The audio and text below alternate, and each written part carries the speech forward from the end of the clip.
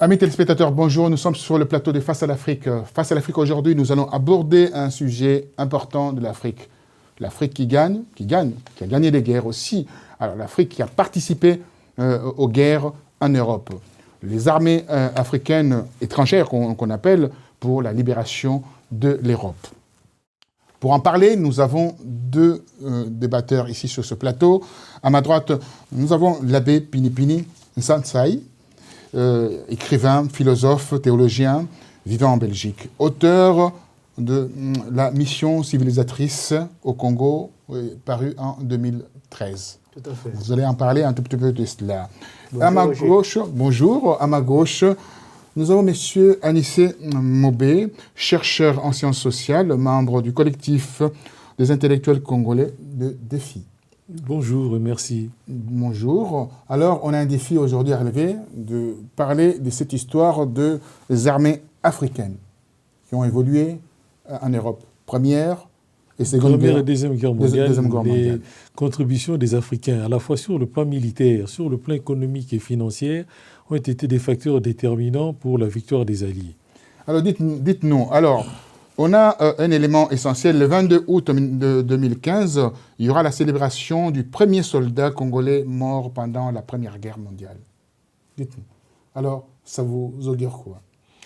Mais c'est-à-dire que la Première Guerre mondiale, en 1914, lorsqu'elle éclate, le Congo belge n'a que 6 ans, puisque nous sommes devenus colonie belge en 1908. Donc 6 ans après, la guerre éclate. Et d'ailleurs, c'est en 1919, donc un an après la fin de la guerre, que la colonie va organiser sur le plan juridique l'armée. Puisque jusque-là, ce sont des décrets pris d'une manière éparse qui organisaient la force armée, la force publique. Mais c'est en 1919 que un décret réorganisant l'armée attribue à la force publique la mission à la fois de défendre la colonie et la mission de gendarmerie, c'est-à-dire assurer la tranquillité publique sur l'espace, les territoires du Congo belge, faire appliquer les lois et les décisions de justice. Donc, cette Première Guerre mondiale a été vraiment un véritable tournant dans l'histoire militaire du Congo.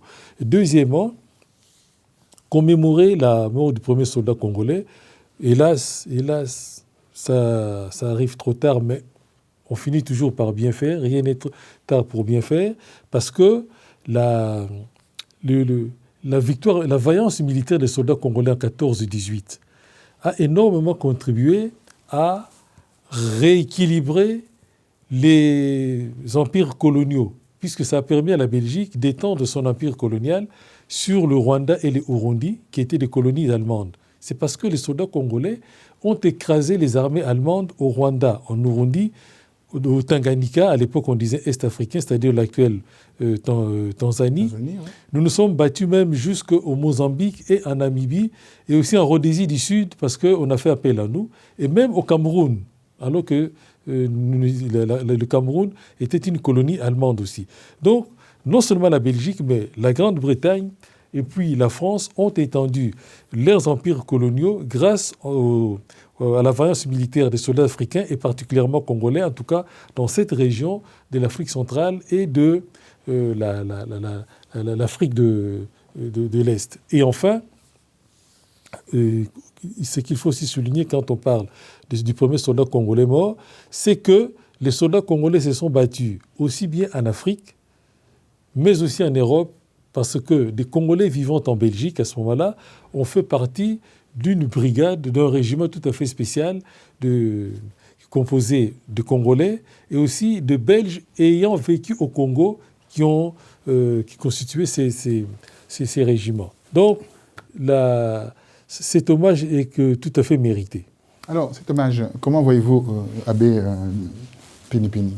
Nous l'avons fait, nous l'avons rendu hommage aux premiers soldats congolais morts durant la Première Guerre mondiale, de la force publique.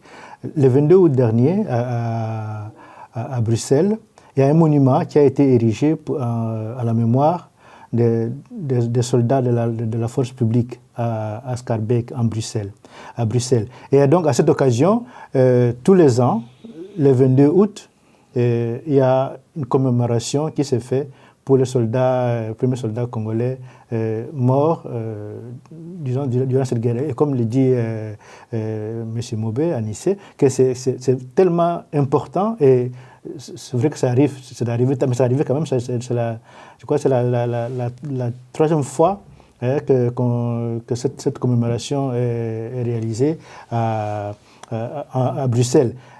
Mais à part cela, il y a aussi les commémorations qui se font le 11 novembre, toujours à Bruxelles, où cette fois-là, c'est pour toute la force publique, sa contribution pour la victoire des Alliés, qui a été proclamée pour le 11 novembre. Nous, le 11 novembre, c'est aussi, d'abord, c'est vraiment la fête des soldats congolais. Il ne faut pas oublier que, je crois, de toutes les armées, la toute première armée qui a vaincu les Allemands, ce sont les Congolais.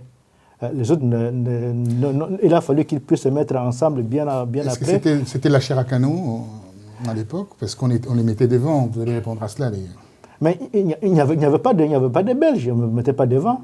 En Afrique, il n'y a eu que des Congolais qui ont combattu les Allemands. Les Belges, il y en avait quelques-uns, mais c'était des officiers, ils n'étaient pas nombreux. Donc, c'était... Et puis ensuite, c'est grâce aux techniques de nos ancêtres. Ils n'avaient pas suffisamment d'armement non plus, mais ce sont des techniques ancestrales qu'ils ont mises en œuvre pour pouvoir battre les Allemands. Les Allemands l'ont d'ailleurs reconnu. Donc, c'est pour dire... Est-ce qu'il y a des éléments de reconnaissance de cette stratégie, cette tactique militaire mais ils ont battu en retraite. Ils ont battu en retraite, les Allemands ont fui. Donc les Allemands sont allés même se réfugier au Mozambique parce que devant la puissance des soldats congolais qui arrivaient, ils n'avaient pas autre chose que de battre en retraite. Donc c'est ce qui montre que notre armée, dont nos soldats, veut dire, quand on parle des soldats de la force publique, il ne faut pas voir que les combattants. Il faut aussi voir leurs femmes, leurs enfants et tous les porteurs. Parce que les porteurs, il y en avait... chaque soldat congolais qui allait au combat avait pour lui 6 porteurs. 6 porteurs qui étaient... Alors, les officiers belges, il y en avait 20. Donc, le nombre de porteurs, c'était un nombre très, très important. Donc, ceux qui sont morts le plus, c'est plutôt les porteurs qui sont morts. Alors, monsieur Bobé, donc, les vaillants soldats africains, particulièrement de Congolais, ils sont aujourd'hui mis en lumière, mais en réalité, on ne le trouve même pas dans les musées. Pourquoi? Cela, même au niveau du musée de Tervuren, quelques bribes de l'histoire. Mais l'histoire est complètement tronquée. Si on écoute M. Pinpini, ce qu'il vient de nous dire. Bon, trois points. Il a mis l'accent sur les porteurs. Souvent, ce sont des oubliés. Lorsqu'on commémore, lorsqu'on évoque l'histoire de la force publique, il y a eu beaucoup plus de tués civils, des porteurs, parce que c'était les éléments essentiels de la logistique. Les pièces d'artillerie, les canons et même les éléments de hydravion étaient portés à dos d'hommes. Voilà, donc il y a eu beaucoup plus de morts des civils que des militaires. Deuxièmement, les choses ont évolué, heureusement. Rappelez-vous l'ouvrage que je vous ai apporté l'autre jour, l'Isolo Nabiso, notre histoire, c'est-à-dire l'histoire des soldats congolais de la force publique. À l'occasion du 50e anniversaire de l'indépendance du Congo, les musées de l'armée et l'histoire militaire de Belgique, au cinquantenaire, a fait une exposition remarquable sur...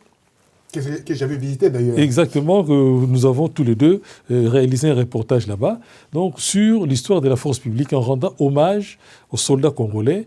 Et à cette occasion, le musée a édité cet ouvrage, l'Isolo Nabiso, donc l'histoire de la force publique, où il y a une excellente contribution d'un historien congolais. Donc pour une fois, on nous a associés à l'établissement, à la rédaction d'un tel ouvrage.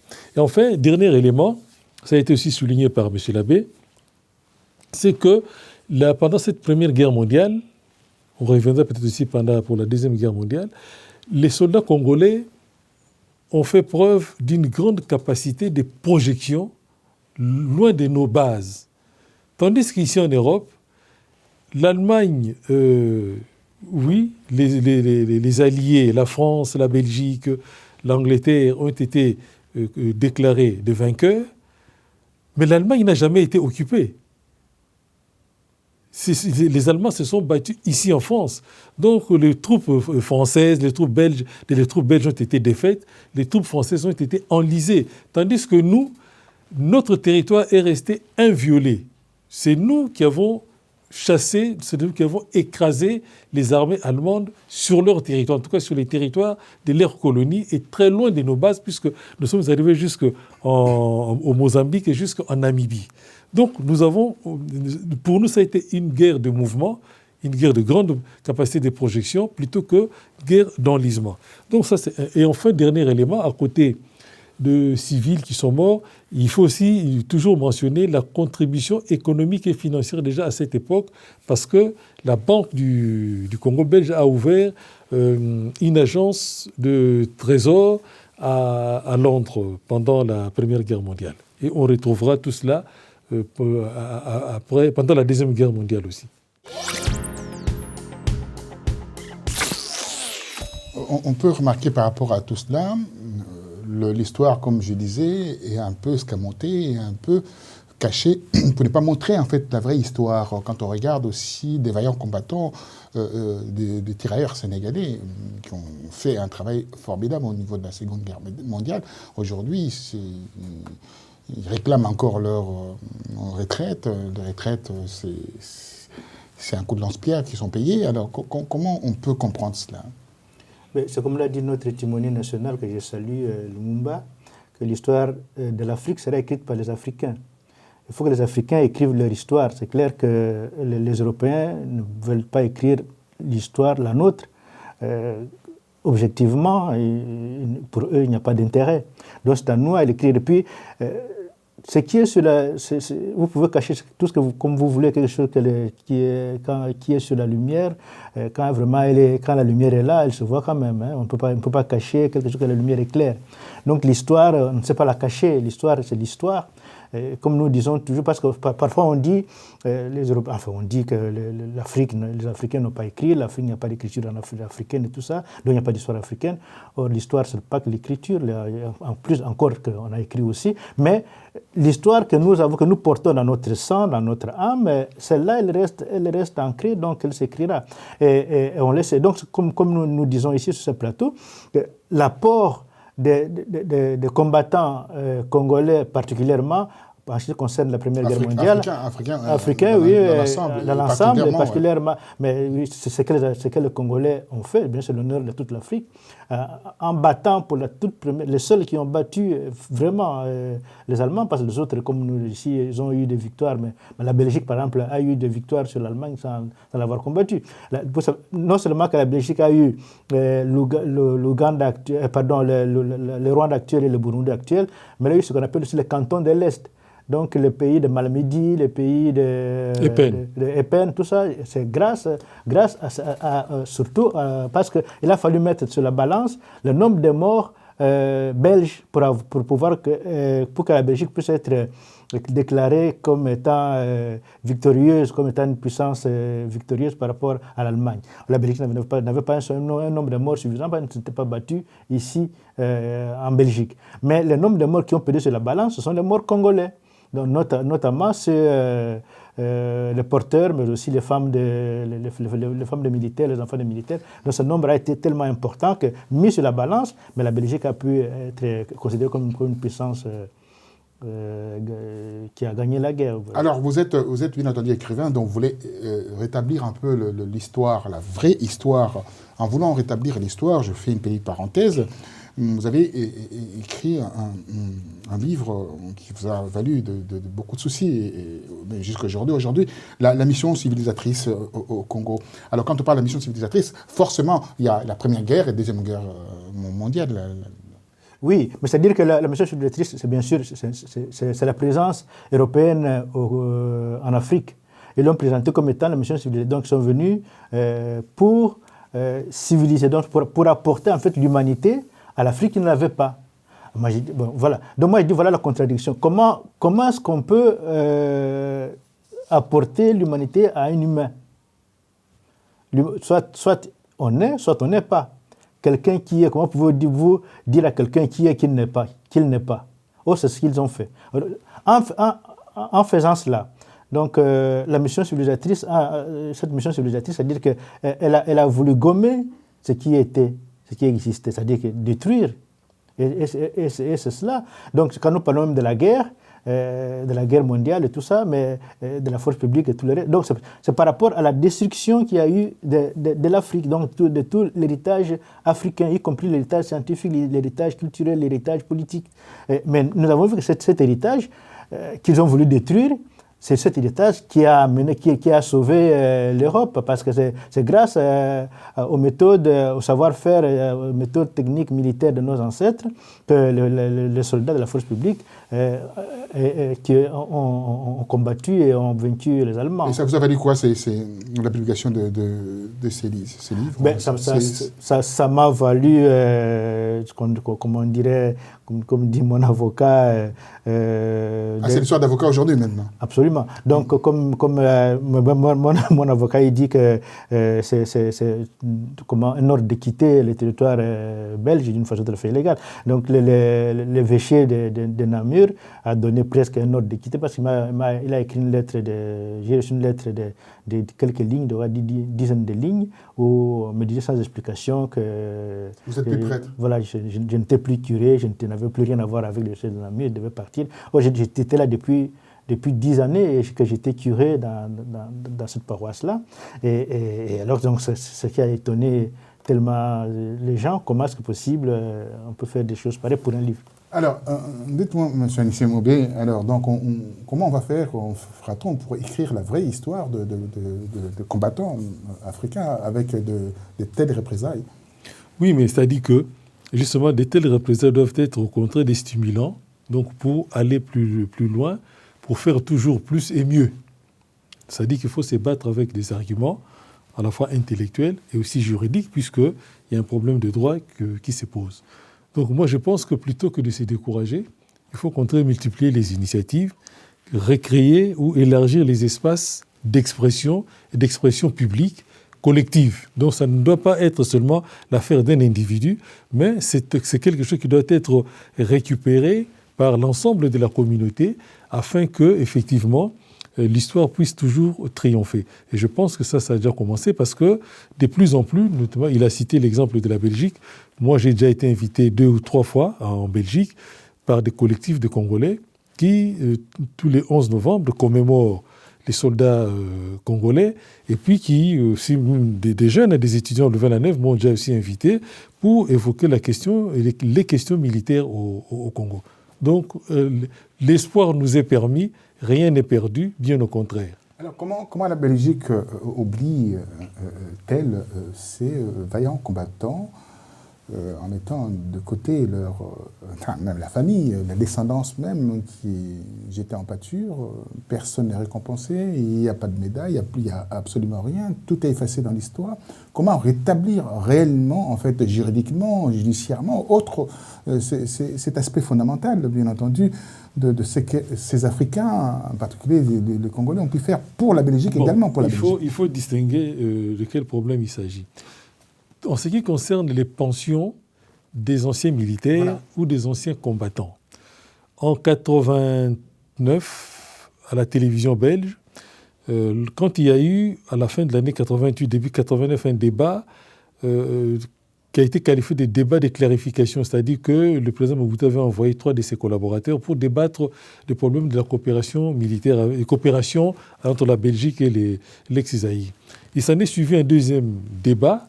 Le ministre belge des Affaires étrangères de l'époque, M. Léo Tindemans, a été interpellé sur cette question par un journaliste congolais, Lomba Tenda, je crois. Non, M. Tindemans a répondu, mais alors d'une manière tout à fait argumentée, articulée, que la Belgique versait les pensions des anciens combattants et des anciens militaires. En donnant des détails, le journaliste était pénaud, il n'a plus posé de questions. Ce n'est que beaucoup plus tard que le journal Le Soir a publié un grand dossier bien documenté, démontrant la manière dont les autorités zaïroises de l'époque détournaient carrément les pensions des anciens combattants. Pendant tout un temps, la Belgique payait en francs belges, en devises, Tandis que sur place, ils étaient payés en monnaie locale, donc vraiment en monnaie des singes. Et puis par après, ils n'ont plus rien touché. Pendant les fameuses consultations populaires, lorsque le président Mobutu s'est retrouvé à Bukavu, je crois bien à Kisangani, il y a une délégation des anciens combattants qui lui ont dit, écoutez, nous n'avons rien à vous exiger, remettez-nous des billets d'avion pour aller en Belgique et demander au roi Baudouin de nous payer nos pensions. Le président n'a pas répondu parce que la Belgique payait les pensions des anciens combattants. Donc, le problème n'est pas tellement le problème belge, mais c'est surtout un problème, disons, belgo-zaïrois.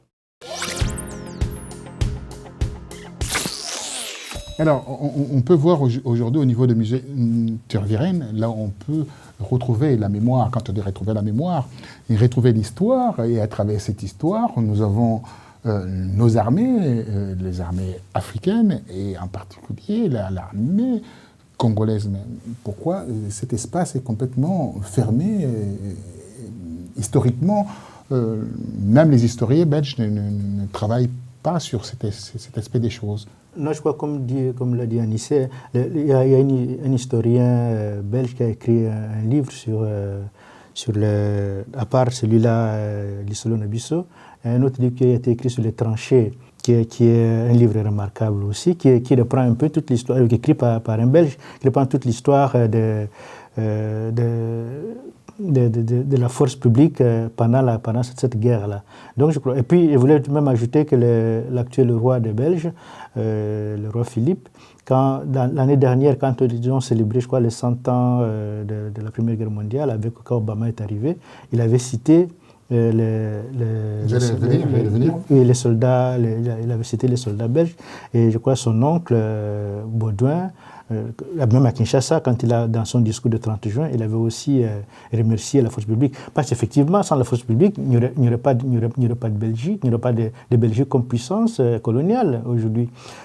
Donc il faudra que beaucoup plus les Belges que les Congolais doivent comprendre que sans la force publique, donc sans l'apport des combattants congolais aux côtés des Belges pour la conquête des territoires congolais, il n'y aurait pas eu de colonie belge au Congo. Hein.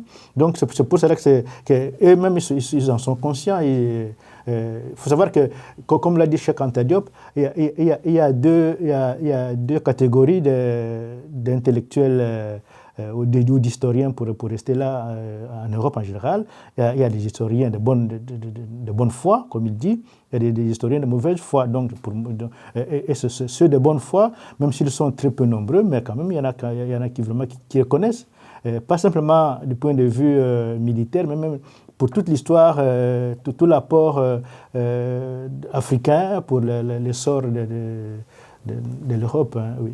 Alors, quand on voit le 14 juillet, ici en France, le militaire français parade avec les forces armées africaines sur les Champs-Élysées, on peut dire que c'est la reconnaissance de la France par rapport à ces militaires. Et pourquoi la Belgique ne fait-elle pas cette démarche? Bon, il faut distinguer. D'abord, par rapport aux livres d'histoire et tout cela, il y a énormément d'ouvrages d'histoire sur la force publique, mais écrits dans un esprit colonial, voire néocolonialiste. Donc, où on exalte, par exemple, le courage des officiers. Mais on parle très peu du courage, de la vaillance militaire des Congolais. Il y en a très peu. Donc, il y a des ouvrages... Je parle de ces ouvrages-là, d'ailleurs. Il y a beaucoup d'ouvrages qui ont été écrits, mais des ouvrages quasi officiels, soit des historiens... Orientés, et puis des ouvrages, notamment... à ce qu'on appelait pendant longtemps l'Institut royal colonial, c'est-à-dire qui faisait la propagande de la colonie. Mais maintenant, c'est aux Congolais qu'il appartient de renverser les tendances. Mais tout de même, parmi les Belges, vous trouvez aussi, il y en a qui écrivent une histoire dégagée des pesanteurs coloniales. Par exemple, Guy Debouc, qui a écrit un livre sur les mutineries de la force publique, parce que l'histoire de la force publique est jalonnée des mutineries dès le départ. Ça ne date pas d'après l'indépendance, parce que c'est comme souvent les choses sont présentées comme si la mutinerie du 5 juillet était la principale mutinerie. Non, pendant l'époque coloniale, il y a eu pas mal de mutineries. Deuxièmement, oui, vous dites les soldats belges ne paradent pas avec les soldats congolais. Vous savez, la Deuxième Guerre mondiale, les Belges notamment en commençant par la famille royale. La Belgique a des relations très compliquées avec la mémoire, l'histoire de la Deuxième Guerre mondiale. Parce que lorsque la force publique s'engage pendant la Deuxième Guerre mondiale aux côtés des Alliés, c'est contre l'avis du roi Léopold III et même aussi contre l'avis de l'état-major de la force publique, qui considérait que la victoire de l'Allemagne était totale, acquise, et que ça en était fini. Le roi Léopold III était préoccupé de savoir quelle serait la place de la Belgique, notamment de la monarchie, dans cette Europe germanisée. C'est comme ça qu'en sa demande, il a rencontré Hitler, alors que la Belgique était occupée militairement. Donc c'est grâce au gouverneur général de l'époque, Pierre Heckmans, que le Congo s'est engagé aux côtés des Alliés. Et même sur place, une partie de l'administration, une partie des officiers, et notamment au Katanga, les grands commerçants, les grands industriels ne voulaient pas que le Congo s'engage aux côtés des Alliés pour ne pas perdre la clientèle allemande. Donc, alors vous voyez, tant que cette équation n'est pas résolue dans les élites belges, en tout cas les élites, tous ceux qui ont connu l'époque coloniale ou après, ou en tout cas celles qui sont acquises aux thèses de la colonie, ce sera très difficile de trouver une écriture historique libre de tout préjugé colonial. Donc cette nouvelle génération, et il y en a, aussi bien à l'université qu'ailleurs, aussi bien parmi les universitaires belges que parmi les universitaires congolais, il y a eu beaucoup de travaux de mémoire, des licences à Lovanium, à l'ULB, à l'université de Lubumbashi, mais malheureusement, ce ne sont pas publiés, ces travaux de recherche universitaire. Il faudrait peut-être aussi initier un travail de publication des travaux universitaires pour pouvoir accéder à l'information, à l'analyse de Congolais sur cette question. En une minute, je vous pose la question qui est la suivante. Comment peut-on imaginer aujourd'hui, avec ce qui se passe en RDC depuis 20 ans, que l'armée congolaise actuelle, les FARDC, ils sont complètement en déliquescence. Comment peut-on expliquer avec la vaillance de la Première Guerre mondiale, la Deuxième Guerre mondiale, et là, une armée en déliquescence? Oui, on doit se poser la question. Je l'ai déjà posée dans une tribune parue dans l'Express. Où est donc passée la vaillance militaire des Congolais? Je crois que, paradoxalement, c'est une des conséquences justement de la vaillance de notre bravoure militaire en 40-45 et de l'importance que nous avons acquise notre pays dans la victoire des Alliés. C'est-à-dire que avec l'installation des bases militaires métropolitaines chez nous, Kamina, Kitona, non, pas Kotakoli. Pendant l'époque coloniale, c'était Kamina, Kitona et puis Banana. C'est-à-dire que le Congo, à travers la Belgique, a été intégré dans l'OTAN. Et donc, pour les Belges, le fait qu'il y ait des militaires belges au Congo, la force publique n'a plus tellement un rôle majeur à jouer en tant que corps de défense. C'est-à-dire qu'en cas d'attaque, l'armée belge est là, soutenue par les troupes de l'OTAN. Deuxièmement, au contraire, on a mis l'accent sur la force publique en tant que force de répression pour maintenir l'ordre afin de perpétuer l'ordre colonial.